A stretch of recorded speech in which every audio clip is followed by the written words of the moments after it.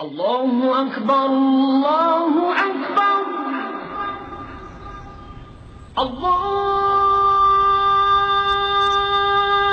Ekber, Allah. Bu Bilal benim arkadaşım, biliyor musun? Allahu Ekber. Eşhedü en la ilahe illallah.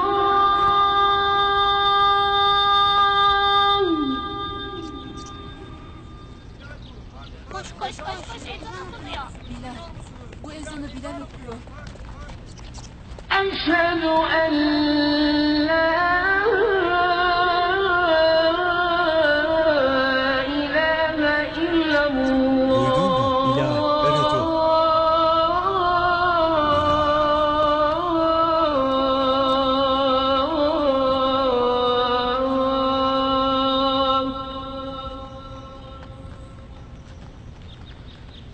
أشهد أن محمدًا رسول الله.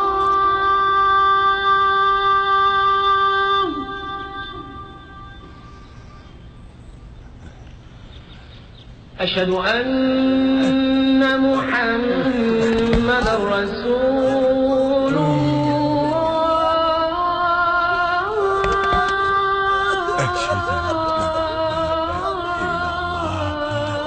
Eşhedü enne Muhammeden abduhu ve resuluhu.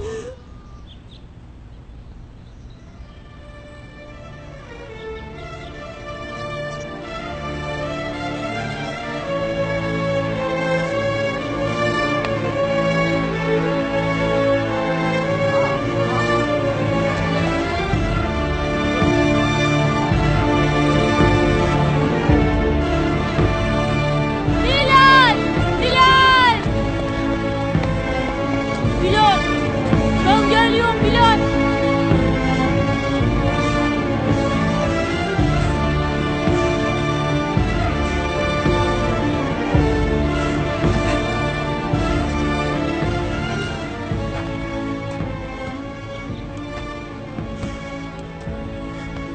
Ezan yayım kalmaz Bilal. Ben okuyacağım. حي على الصلاة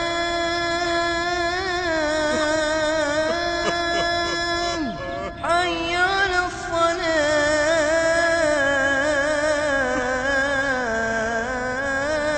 الصلاة حي على